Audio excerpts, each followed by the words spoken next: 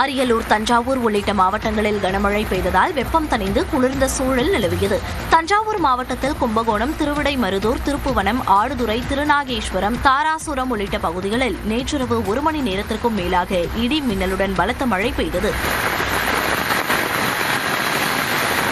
அரியலூர் மாவட்டத்தில் செந்துறை, ராயபுரம், நக்கம்பாடி, பொன்பரப்பி, மருதூர் உள்ளிட்ட இடங்களில் பெய்த ஆலங்கட்டி மழையை மக்கள் ஆச்சரியத்துடன் பார்த்தனர்.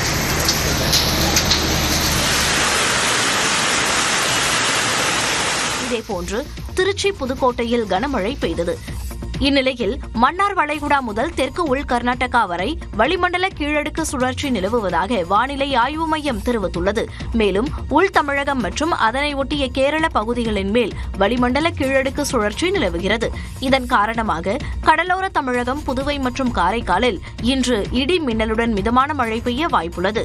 நாளை தமிழகத்தில் ஓரிரு இடங்களிலும், நாளை முதல் 3 நாட்களுக்கு மேற்கு தொடர்ச்சி மலை மாவட்டங்கள் மற்றும் தென் தமிழகத்தில் லேசான மழை பெய்யலாம் என்றும் கணிக்கப்பட்டுள்ளது. சென்னை மற்றும் புறநகர் பகுதிகளில் இன்று லேசான மழை பெய்யலாம் என்று தெரிவிக்கப்பட்டுள்ளது. வெப்பநிலையை பொறுத்தவரை ஞாயிறு மற்றும் திங்கட்கிழமையன்று தமிழகம், புதுவை, காரைக்காலில் அதிகபட்ச வெப்பநிலை சற்று உயரக்கூடும் என்று வானிலை ஆய்வு மையம் தெரிவித்துள்ளது. தமிழ்நாட்டில் வெப்பநிலை அதிகரிக்கும் என்பதால் காலை 11 மணி முதல் மாலை 3 மணி வரை தேவையின்றி வெளியே வர வேண்டாம் என்று தமிழ்நாடு பொது சுகாதாரத்துறை அறிவுறுத்தியுள்ளது. வெப்ப அலையிலிருந்து தற்காத்துக் கொள்ள தமிழக பொது சுகாதாரத்துறை வழிகாட்டு நெறிமுறைகளை வழங்கியுள்ளது. அதில் குழந்தைகள், கர்ப்பிணிகள், முதியவர்கள், இணைநோய் இருப்பவர்கள் கட்டாய தேவைக்கு வெளியே சென்றால் பருத்தி ஆடை அணிந்து குடைபிடித்துக் கொண்டு செல்ல வேண்டும் என்று அறிவுறுத்தப்பட்டுள்ளது. வெயில் காலங்களில் வெண்மை நிறம் அல்லது வெளிர் நிற பருத்தி ஆடைகளை அணிய வேண்டும் என்றும், ஜீன்ஸ், லெகின்ஸ் உள்ளிட்ட உடல்களை இருக்கும் ஆடைகளை கருப்பு நிற ஆடைகளையும் முற்றிலுமாக தவிர்க்க வேண்டும் என்றும் தெரிவிக்கப்பட்டுள்ளது. இளநீர், பழச்சாறுகள், தர்பூசணி, நுங்கு மற்றும் சுத்தமான சுகாதாரமான குளிர்பானங்கள் எடுத்துக்கொள்ள வேண்டும் என்றும் அறிவுறுத்தப்பட்டுள்ளது. உடலில் சூடு, தோலில் எரிச்சல், வாந்தி, மயக்கம், தலைவலி உள்ளிட்டவை ஏற்பட்டால் உடனடியாக அருகில் இருக்கக்கூடிய மருத்துவமனைக்கு செல்ல வேண்டும் என்று அறிவுறுத்தியுள்ள பொது சுகாதாரத்துறை, ஹீட் ஸ்ட்ரோக் எனப்படும் வெப்ப பக்கவாதம் ஏற்பட்டால் சிறுநீரகம் செயலிழக்க வாய்ப்பிருப்பதாகவும் எச்சரிக்கை விடுத்துள்ளது. நீலகிரி மாவட்டம் கூடலூர் ஊசிமலை காட்சி முனையில் மஞ்சுமல் பாய்ஸ் படபாணியில் 150 அடி பள்ளத்தில் விழுந்த இளைஞர் 13 மணி நேர போராட்டத்திற்கு பிறகு உயிருடன் மீட்கப்பட்டார். செங்கல்பட்டை சேர்ந்த சிவகுருநாதன் என்பவர் கூடலூர் ஊசிமலை காட்சி முனையில் செல்ஃபி எடுக்க முயன்றபோது 150 அடி பள்ளத்தில் தவறி விழுந்தார். இதையடுத்து தான் பாறை இடுக்கில் சிக்கியுள்ளதாக சிவகுருநாதன் தான் சுற்றுலாவுக்கு வந்த வாடகை கார் ஓட்டுநரிடம் தெரிவித்துள்ளார். இத்தகவலை கார் ஓட்டுநர் காவல்துறைக்கு தெரிவித்த நிலையில் சம்பவ இடத்திற்கு விரைந்த தீயணைப்பு துறையினர், வனத்துறையினர் சிவகுருநாதனை மீட்கும் பணியில் ஈடுபட தொடங்கினர். 5 மணி நேரம் கடந்தும் சிவகுருநாதனை மீட்க முடியாததால் மீட்பு பணியில் ஈடுபட குன்னூரிலிருந்து ராணுவ வீரர்கள் வரவழைக்கப்பட்டனர். இதையடுத்து அதிகாலை 3 மணி அளவில் சிவகுருநாதன் உயிருடன் மீட்கப்பட்டார்.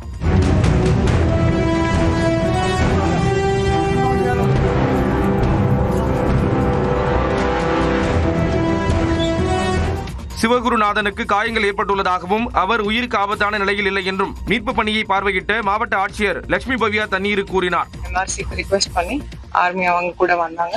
வந்துட்டு டாக்டரோட டீமோட ரெஸ்கியூ பண்ணிட்டு இப்போ நம்ம ஹாஸ்பிட்டலுக்கு, ஊட்டி மெடிக்கல் காலேஜ் ஹாஸ்பிட்டலுக்கு அனுப்பிச்சிருக்கோம். சிவகுருநாதனுக்கு தற்போது சிகிச்சை அளிக்கப்பட்டு வருகிறது. மாணவி பாலியல் வன்கொடுமை கொலை வழக்கில் அறிவியல் பூர்வமான விசாரணை அடிப்படையிலேயே குற்றவாளி பிடிக்கப்பட்டதாக காவல்துறையினர் தெரிவித்துள்ளனர். விளாத்திக்குளம் மாணவி பாலியல் வன்கொடுமை கொலை வழக்கு குறித்து செய்தியாளர்களிடம் பேசிய தூத்துக்குடி எஸ்பி மதன் குற்றவாளியை கைது செய்தது குறித்து விளக்கினார். சம்பவ இடத்துல சிசிடிவி இல்லைனாலும் சம்பவ இடத்தை சுற்றி இருக்கக்கூடிய சிசிடிவிஸை கண்காணிக்கிறதுக்கு அதுக்குன்னு தனிப்படைகள் அமைச்சோம். இதுக்கு 98 சிசிடிவிஸ் எல்லாத்தையுமே அனலைஸ் பண்ணது.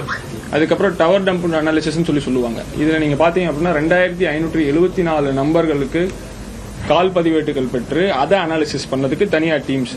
தொடர்ந்து பேசிய அவர் எந்தவித அழுத்தத்திற்கும் ஆளாகாமல் குற்றவாளியை கைது செய்திருப்பதாக கூறினார். இந்த வழக்கு ரிப்போர்ட் ஆகி இத்தனை நாட்களுக்கு அப்புறம் நம்ம சயின்டிபிக் லைன்ஸ் ஆஃப் இன்வெஸ்டிகேஷன்ல தான் எந்தவித அழுத்தத்துக்கோ வேற எந்தவித இது விஷயங்கள்னால இன்ஃப்ளூயன்ஸ் ஆகாம பியூர் லைன்ஸ்ல சயின்டிபிக் லைன்ஸ் ஆஃப் இன்வெஸ்டிகேஷன் சிஸ்டமேட்டிக்கா பண்ணி தான் எவிடன்ஸ் நம்ம இது பண்ணிருக்கோம். அல்லது சஸ்பெக்டட் செக்ஷுவல் அசால்ட் அண்ட் மர்டர்னு சொல்றாங்க. செக்ஷுவல் அசால்ட் கம் மர்டர் தாங்க. Sexual assault cum murder. பாதிக்கப்பட்ட மாணவியின் பெயர், புகைப்படத்தை பயன்படுத்தினால் அவர்கள் மீது போக்சோ சட்டத்தின் கீழ் வழக்கு பதிவு செய்யப்படும் என்றும் அவர் எச்சரிக்கை விடுத்தார்.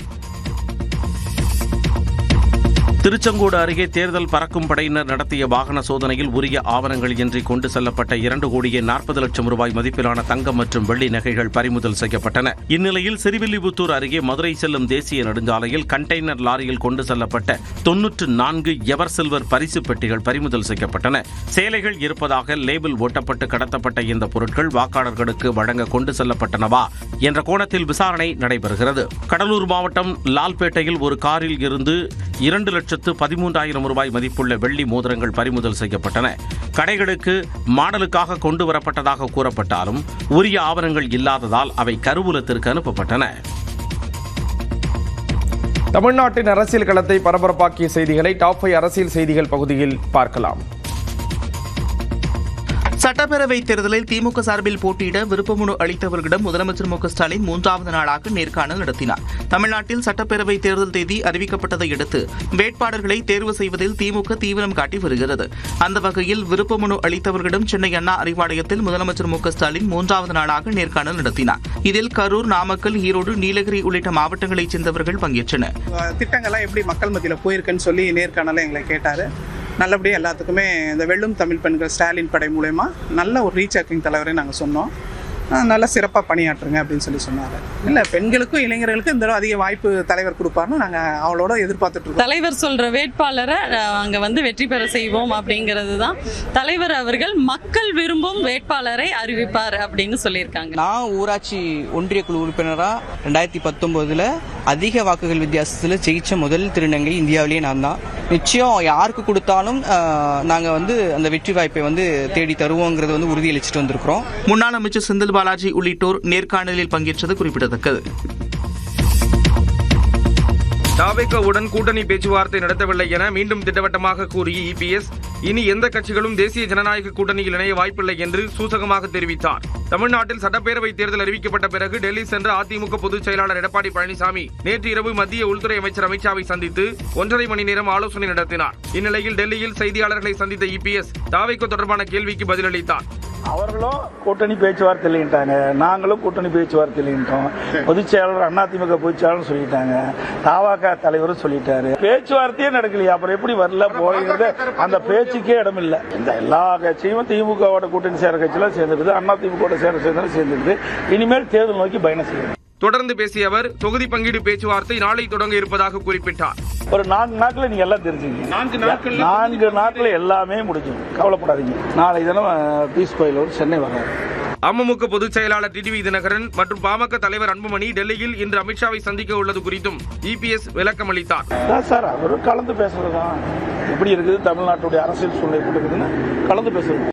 எந்த கட்சிக்கு வெற்றி வாய்ப்பு என்பதை அறிந்து அவர்களுக்கு தொகுதி ஒதுக்குவதை நோக்கம் என்று கூறிய இபிஎஸ் 4 நாட்களில் அனைத்தும் தெரிந்துவிடும் என குறிப்பிட்டார். வரும் சட்டப்பேரவைத் தேர்தலில் அதிமுக 166 தொகுதிகள் வரை போட்டியிட திட்டமிட்டுள்ளதாகவும் பாஜகவுக்கு 29 தொகுதிகள் வரை ஒதுக்க முன்வந்துள்ளதாகவும் தகவல் வெளியாகியுள்ளது. திமுக கூட்டணியில் தொகுதி பங்கீடு கிட்டத்தட்ட இறுதியான நிலையில் அதிமுக கூட்டணி இன்னும் தொகுதி பங்கீட்டை தொடங்கவில்லை. இந்த சூழலில் வரும் தேர்தலில் அதிமுக 166 தொகுதிகளில் போட்டியிட திட்டமிட்டுள்ளதாக தகவல்கள் தெரிவிக்கின்றன. பாஜகவுக்கு 29 தொகுதிகள் வரை ஒதுக்க அதிமுக முன்வருவதாகவும், ஆனால் கூடுதல் தொகுதிகளை பாஜக கேட்பதாகவும் கூறப்படுகிறது. அதேபோல பாமகவுக்கு 18 தொகுதிகள், அமமுகவுக்கு 9 தொகுதிகள், தமிழ் மாநில காங்கிரசுக்கு 4 தொகுதிகள் ஒதுக்க இருப்பதாக தகவல் வெளியாகியுள்ளது. புதிய நீதி கட்சி, இந்திய ஜனநாயக கட்சி ஆகியவற்றுக்கு தலா 2 தொகுதிகளும், புரட்சி பாரதம், தமிழக மக்கள் முன்னேற்றக் கழகம், இந்திய குடியரசுக் கட்சி, அகில இந்திய பார்வர்ட் பிளாக் உள்ளிட்ட கட்சிகளுக்கு தலா 1 தொகுதி ஒதுக்க திட்டமிட்டிருப்பதாகவும் கூறப்படுகிறது. இதில் புதிய நீதி கட்சி, இந்திய ஜனநாயக கட்சி, புரட்சி பாரதம் உள்ளிட்ட கட்சிகளும் தாமரை சின்னத்தில் போட்டியிடும் எனவும், அப்படி பார்த்தால் மொத்தம் 37 தொகுதிகளில் தாமரை சின்னம் போட்டியிடும் என்றும் கூறப்படுகிறது. நாம் தமிழர் கட்சி ஆட்சிக்கு வந்தால் தமிழ்நாட்டிற்கு 5 தலைநகரங்கள் அமைக்கப்படும் என்று அக்கட்சியின் ஒருங்கிணைப்பாளர் சீமான் வாக்குறுதி அளித்துள்ளார்.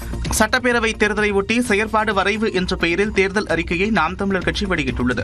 அதில் தற்போதைய தமிழ்நாடு அரசு முத்திரைக்கு பதிலாக பிறப்போக்கும் எல்லா உயிர்க்கும் என்ற வாசகத்துடன் திருவள்ளுவரின் புகைப்படத்துடன் கூடிய முத்திரை இடம்பெறும் என்று கூறப்பட்டுள்ளது. மனோன்மணியம் சுந்தரனார் எழுதிய தமிழ்தாய் வாழ்த்துக்கு பதிலாக பாரதிதாசன் பாடல் தமிழ்தாய் வாழ்த்தாக மாற்றப்படும் என்று நாம் தமிழர் கட்சி அறிவித்துள்ளது. சென்னை, திருச்சி, மதுரை, கோவை, கன்னியாகுமரி என 5 இடங்களில் தலைநகரம் உருவாக்கப்படும் என்றும் வாக்குறுதி அளிக்கப்பட்டுள்ளது.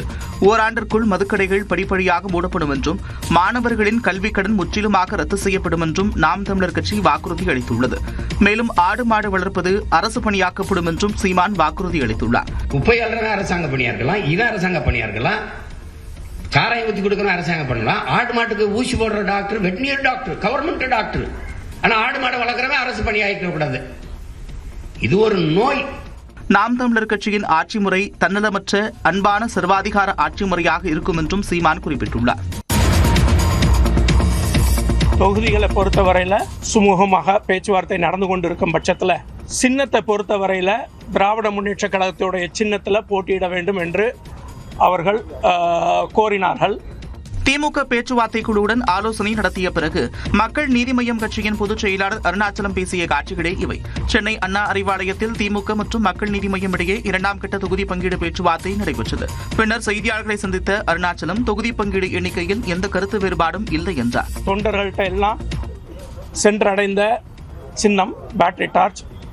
அதில் இந்த குழுவை பொறுத்தவரையில் அந்த சின்னம் பொறுத்தவரையில் எங்களுடைய தனி சின்னத்தில் தான் தேர்தல் ஆணையத்திலிருந்து பெற்ற சின்னத்தில் தான் போட்டியிடுவோம் என்பதை நாங்கள் வலியுறுத்தினோம். தொகுதியை எண்ணிக்கையை பொறுத்தவரையில் சின்னத்தில் தான் இந்த குழுவுக்கும் அந்த குழுவும் 2 கருத்துக்களை முன் வச்சிருக்கிறாங்க. மேலும் கட்சி தலைமையுடன் பேசி இறுதி முடிவு எடுக்கப்படும் என்றும் அவர் தெரிவித்தார். கேரள சட்டமன்ற தேர்தலில் போட்டியிட வேட்புமனு தாக்கல் செய்த பினராயி விஜயன் சிலிண்டர் இருப்பு குறித்து மத்திய அரசின் விளக்கம் உள்ளிட்ட செய்திகளை டாப் 5 இந்தியா பகுதியில் பார்க்கலாம்.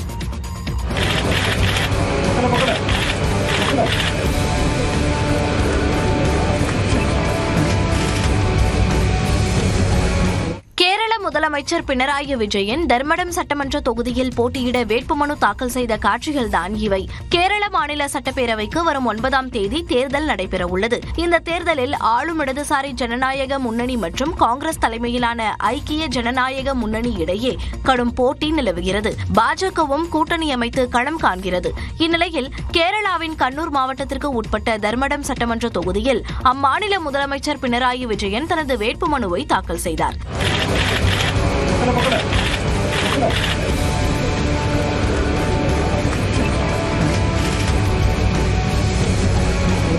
தர்மடம் தொகுதியில் அவர் 3வது முறையாக போட்டியிடுகிறார். இதற்கு முன்னர் அவர் குத்துப்பரபா தொகுதியில் 3 முறையும் பையனூரில் 1 முறையும் வெற்றி பெற்றிருக்கிறார். தற்போது பினராயி விஜயனுக்கு எதிராக காங்கிரஸ் கட்சி VP அப்துல் ரஷீத்தை வேட்பாளராக நிறுத்தியுள்ளது. பாஜக தரப்பில் ரஞ்சித் என்பவர் களமிறக்கப்பட்டுள்ளார். பினராயி விஜயன் தனக்கு சுமார் 1 கோடி ரூபாய் மதிப்பிலான அசையும் மற்றும் அசையா சொத்துக்கள் இருப்பதாக வேட்புமனுவில் தெரிவித்துள்ளார். தனது மனைவியிடம் 80 கிராம் தங்கம் உள்பட 60 லட்சம் ரூபாய் மதிப்புள்ள அசையும் சொத்துக்களும் 36 லட்சம் ரூபாய் மதிப்புள்ள அசையா சொத்துக்களும் இருப்பதாகவும் குறிப்பிட்டுள்ளார். மேலும் 2024-2025 நிதியாண்டில் 5,33,000 ரூபாய் வருமானம் ஈட்டியதாகவும் 6 வழக்குகளை எதிர்கொண்டு வருவதாகவும் பினராயி விஜயன் தெரிவித்துள்ளார். மேற்கு வங்கத்தில் அறிவிக்கப்படாத அவசர நிலை பிறப்பிக்கப்பட்டுள்ளதாக முதலமைச்சர் மம்தா பானர்ஜி கடுமையாக விமர்சித்துள்ளார். மேற்கு வங்கத்தில் உள்ள 294 தொகுதிகளுக்கு 2 கட்டங்களாக சட்டப்பேரவை தேர்தல் நடைபெறவுள்ளது. இந்நிலையில் 50க்கும் மேற்பட்ட IAS, IPS அதிகாரிகளை தேர்தல் ஆணையம் இடமாற்றம் செய்துள்ளது. இது தொடர்பாக அறிக்கை வெளியிட்டுள்ள மம்தா பானர்ஜி தேர்தல் ஆணையம் மேற்கு வங்கத்தை குறிவைத்து தாக்குவதாக குற்றம் சாட்டியுள்ளார். தேர்தல் குறித்த அதிகாரப்பூர்வ அறிவிப்பு வெளியாவதற்கு முன்பே தலைமைச் செயலாளர், உள்துறை செயலாளர், DGP உள்ளிட்ட அதிகாரிகள் மாற்றப்பட்டதை சுட்டிக்காட்டிய மம்தா இது நிர்வாக நடவடிக்கை அல்ல, தேர்தல் ஆணையத்தின் அரசியல் தலையீடு என விமர்சித்துள்ளார். மேற்கு வங்கத்தில் அறிவிக்கப்படாத அவசர நிலை பிறப்பிக்கப்பட்டுள்ளதாக தெரிவித்துள்ள அவர் மக்களின் நம்பிக்கையை பெற தவறிய பாஜக தேர்தல் ஆணையம் மூலம் மாநிலத்தை கைப்பற்ற முயற்சிப்பதாகவும் குற்றம் சாட்டியுள்ளார். மேற்கு வங்கம் ஒருபோதும் அச்சுறுத்தல்களுக்கு பணிந்ததில்லை எனவும் மேற்கு வங்கம் போராடும், மேற்கு வங்கம் எதிர்த்து வெற்றி பெறும் என்றும் மம்தா தெரிவித்துள்ளார். அசாம் மாநிலத்தில் காங்கிரஸ் கட்சியிலிருந்து விலகி பாஜகவில் இணைந்தவருக்கு அடுத்த நாளே சட்டமன்ற தேர்தலில் போட்டியிட வாய்ப்பு வழங்கப்பட்டுள்ளது. காங்கிரஸ் கட்சியிலிருந்து MP பிரதீப் போர்டோய் கடந்த செவ்வாய்க்கிழமையன்று காங்கிரசிலிருந்து விலகினார். இதனைத் தொடர்ந்து புதன்கிழமையன்று அவர் அசாம் மாநில முதலமைச்சர் ஹிமந்த பிஸ்வா சர்மா முன்னிலையில் பாஜகவில் இணைந்தார். இந்நிலையில் வியாழக்கிழமையன்று பாஜகவின் முதற்கட்ட வேட்பாளர் பட்டியல் வெளியானது. 88 வேட்பாளர்கள் இடம்பெற்றுள்ள அந்த பட்டியலில் ஒரு நாளுக்கு முன்பு கட்சியில் இணைந்த போர்டோலைக்கு திஸ்பூர் தொகுதியில் போட்டியிட வாய்ப்பு வழங்கப்பட்டுள்ளது. இந்நிலையில் போர்டோலோயின் மகன் பிரதீக் காங்கிரஸ் கட்சி சார்பில் சார்பில் மார்கடியா தொகுதியில் வேட்பாளராக அறிவிக்கப்பட்டிருந்தார். ஆனால் தனது தந்தை பாஜகவில் இணைந்த நிலையில் அவர் தேர்தலில் போட்டியிடப் போவதில்லை என்று அறிவித்துள்ளார். தாம் காங்கிரஸ் கட்சி சார்பில் போட்டியிட்டால் வாக்காளர்கள் குழப்பமடைவார்கள் என்றும் தொடர்ந்து காங்கிரஸ் கட்சிக்காக செயல்படுவேன் என்றும் பிரதீப் கூறினார். தெலுங்கு புத்தாண்டான உகாதியை ஒட்டி திருப்பதி திருமலை ஏழுமலையான் கோவிலில் ஆஸ்தானம் நடத்தப்பட்டது. உகாதி ஆஸ்தானத்தை ஒட்டி கோவில் அர்ச்சகர்கள் ஸ்ரீதேவி பூதேவி சமேத மலையப்ப சுவாமியை விமான பிரகாரம் கொடிமரம் ஆகியவற்றை சுற்றி ஊர்வலமாக கொண்டு சென்றனர். தொடர்ந்து ஏழுமலையான் கோவில் சன்னதி எதிரே உள்ள கருடாழ்வார் மண்டபத்தில் ஸ்ரீதேவி பூதேவி சமேத மலையப்ப சுவாமி மற்றும் சேனாதிபதி ஆகியோரை எழுந்தருளச் செய்த அர்ச்சகர்கள் அங்கு சிறப்பு பூஜைகளுடன் உகாதி ஆஸ்தானம் நடத்தினர்.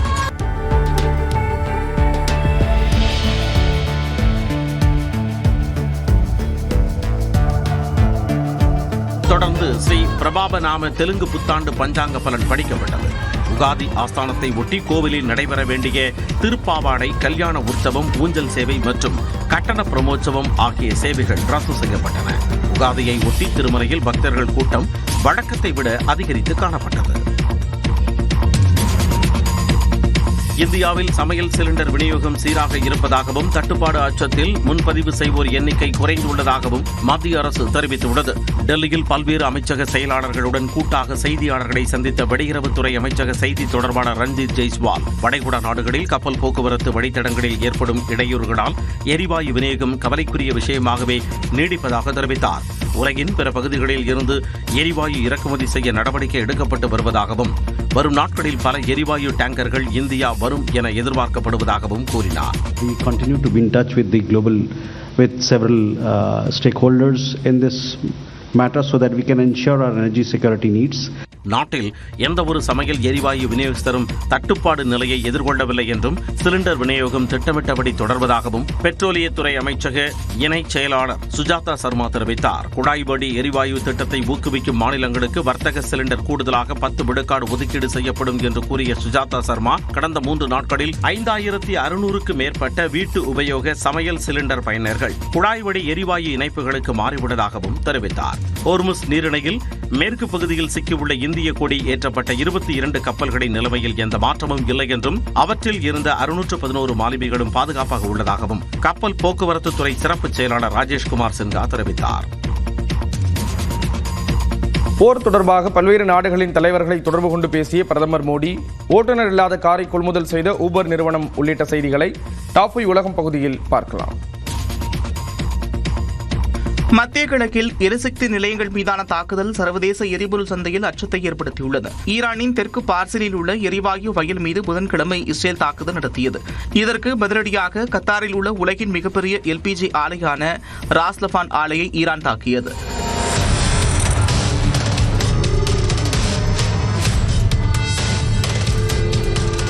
அதேபோல குவைத்தில் மினா அல் அஹ்மத் மற்றும் மினா அப்துல்லா எண்ணெய் நிறுவனங்கள் மீதும் ட்ரோன்களை ஏவி ஈரான் தாக்குதல் நடத்தியது.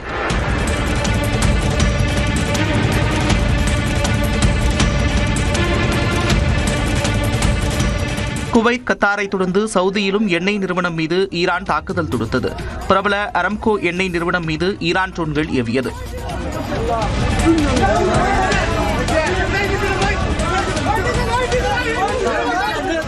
இந்நிலையில் எண்ணெய் ஆலைகள் மீதான ஈரானின் தாக்குதலுக்கு அமெரிக்க அதிபர் ட்ரம்ப் கடும் கண்டனம் தெரிவித்துள்ளார். கத்தார் மீது ஈரான் புதிய தாக்குதல்கள் தொடுத்தால் அமெரிக்கா பதிலடி கொடுக்கும் என்றும் எச்சரித்துள்ளார்.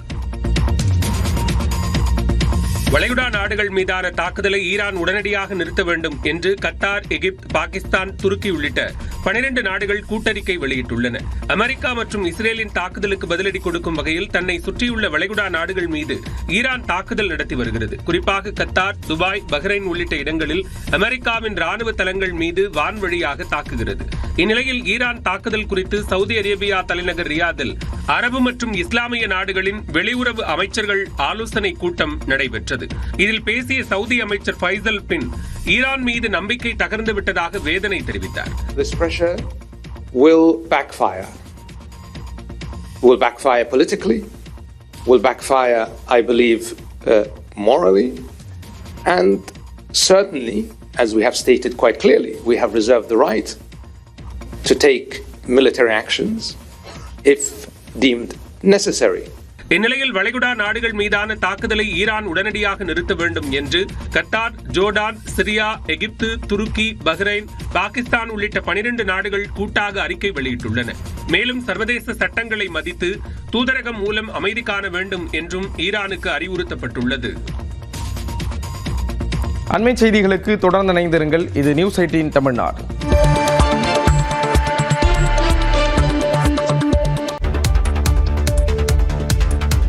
கச்சா எண்ணெய் இறக்குமதி விலை 2 மடங்கு அதிகரித்துள்ளதால் பெட்ரோல், டீசல் விலை விரைவில் உயரும் அபாயம் ஏற்பட்டுள்ளது. ஈரான் மீதான அமெரிக்கா மற்றும் இஸ்ரேலின் போர், ஹோர்மோஸ் நீரிணையில் கட்டுப்பாடு உள்ளிட்ட காரணங்களால் இந்தியாவிற்கான கச்சா எண்ணெய் இறக்குமதி வெகுவாக பாதிக்கப்பட்டுள்ளது. கடந்த பிப்ரவரி மாதத்தில் கச்சா எண்ணெய் இறக்குமதி விலை சராசரியாக பேரலுக்கு $69, அதாவது இந்திய ரூபாய் மதிப்பில் சுமார் 6500 இருந்த நிலையில் தற்போது கச்சா எண்ணெய் இறக்குமதி விலை பேரலுக்கு $140, அதாவது இந்திய ரூபாய் மதிப்பில் 14,000 ரூபாயாக அதிகரித்துள்ளது. கச்சா எண்ணெய் விலை பேரலுக்கு $110 கடந்தும் பெட்ரோல், டீசல் விலையில் மாற்றம் செய்யவில்லை என்றால் எண்ணெய் நிறுவனங்களுக்கு லிட்டருக்கு சுமார் $7 வரை இழப்பு ஏற்படும் என கூறப்படுகிறது. இந்நிலையில் தற்போது கச்சா எண்ணெய் விலை பேரலுக்கு $140 கடந்த நிலையில் எண்ணெய் நிறுவனங்களின் நிதிநிலை கடுமையான பாதிப்பை சந்திப்பதாக தகவல் வெளியாகியுள்ளது. இதனால் எண்ணெய் நிறுவனங்கள் பெட்ரோல் மற்றும் டீசல் விலையை விரைவில் உயர்த்த வாய்ப்பிருப்பதாக கூறப்படுகிறது. அதே சமயம் மத்திய அரசு தனது வரி வசூல் மற்றும் பட்ஜெட் இலக்குகளுக்கு ஏற்ப வருவாயை சமநிலைப்படுத்த இருப்பதால் மார்ச் 31 தேதிக்கு முன்பு பெட்ரோல், டீசல் விலையில் மாற்றம் இருக்காது என்றும் தொழில்துறையினர் கணித்துள்ளனர்.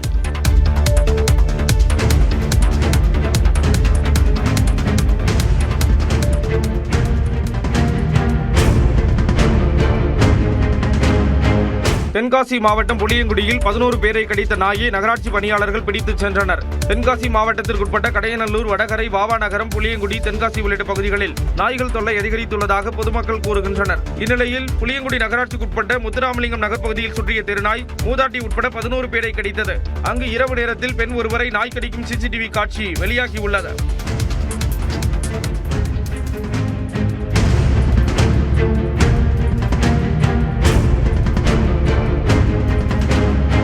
இதுகுறித்து அளிக்கப்பட்ட புகாரின்படி நகராட்சி பணியாளர்கள் அந்த நாயை பிடித்துச் சென்றனர். நாய் கடித்து காயமடைந்தவர்களுக்கு சிகிச்சை அளிக்கப்பட்டு வரும் நிலையில் பொதுமக்களுக்கு அச்சுறுத்தலாக இருக்கும் தெருநாய்களை பிடிக்க கோரிக்கைகள் எழுந்துள்ளன. ஜம்மு காஷ்மீரின் கண்டர்பால் பகுதிதான் இப்படி எங்கெங்கு காணினும் வெள்ளை போர்வை போர்த்தியது போல் காணப்படுகிறது. இடைவிடாது பனிப்பொழிந்து வருவதால் பல பகுதிகளில் போக்குவரத்து முடங்கியுள்ளது. இதனால் மக்களின் இயல்பு வாழ்க்கை பாதிக்கப்பட்டுள்ளது. இதேபோன்று இமாச்சல பிரதேசத்தின் மணாலியிலும் பனிப்பொழிவு நீடித்து வருகிறது. மணாலியில் உள்ள அடல் சுரங்கப்பாதை பகுதி பனிமூடி காணப்படுகிறது.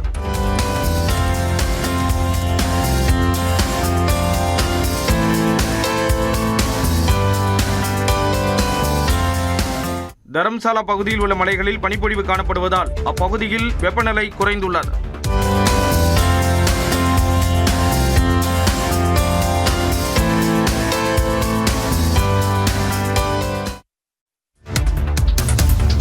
கத்தாரில் உள்ள உலகின் மிகப்பெரிய LNG உற்பத்தி நிலையத்தின் மீது ஈரான் தாக்குதல் நடத்தியுள்ளது. தெற்கு ஈரானின் புஷேர் மாகாணத்தில் உள்ள தெற்கு பார்ஸ் எரிவாயு மையம் மீது இஸ்ரேல் தாக்குதல் நடத்தியது. இதற்கு தக்க பதிலடி கொடுக்கப்படும் என தெரிவித்துள்ள ஈரான் ராணுவம் ஐக்கிய அரபு அமீரகம், சவுதி அரேபியா, கத்தார் உள்ளிட்ட நாடுகளின் 5 எரிசக்தி நிலையங்கள் மீது தாக்குதல் நடத்த உள்ளதாகவும் அங்கு இருப்பவர்கள் உடனடியாக வெளியேறுமாறும் எச்சரிக்கை விடுத்துள்ளது. که تعرض به بخشی از زیرساخت‌های سوخت و انرژی ایران در جنوب کشور داشتند. در نتیجه این اقدام زیرساخت‌های سوخت، انرژی و گاز مبدأ تهاجم در اولین فرصت در آتش می‌سوزد و به خاکستر تبدیل می‌شود. இந்நிலையில் கத்தார் நாட்டின் ராஸ் லஃபான் பகுதியில் உள்ள LNG உற்பத்தி நிலையத்தின் மீது ஈரான் வான்வழி தாக்குதல் நடத்தியுள்ளது. சர்வதேச அளவில் 5 பங்கு LNG ராஸ் லஃபான் நிலையத்திலிருந்து ஏற்றுமதி செய்யப்பட்டு வருகிறது. குறிப்பாக Exxon Mobil, Shell, Total Energies உள்ளிட்ட நிறுவனங்களுக்கு இங்கிருந்து LNG அனுப்பப்பட்டு வந்தது. இந்நிலையில் தற்போது நடந்துள்ள தாக்குதலின் தாக்கம் பெருமளவு இருக்கும் என எதிர்பார்க்கப்படுகிறது. ஈரானுக்கு எதிரான அமெரிக்காவின் ராணுவ நடவடிக்கைகளுக்கு ஆதரவளிக்க மறுத்த நட்பு நாடுகளை அதிபர் டிரம்ப் கடுமையாக சாடியுள்ளார். ஹோர்முஸ் நீரிணையை கைப்பற்ற உதவுமாறு அமெரிக்க அதிபர் ட்ரம்ப் விடுத்த கோரிக்கையை நாட்டோ மற்றும் ஐரோப்பிய நாடுகள் நிராகரித்த நிலையில் ஹோர்முஸ் நீரிணையை பாதுகாக்க உதவுமாறு சீனா, ஜப்பான், பிரிட்டன் உள்ளிட்ட நாடுகளுக்கு அமெரிக்க அதிபர் டொனால்டு ட்ரம்ப் அழைப்பு விடுத்துள்ளார்.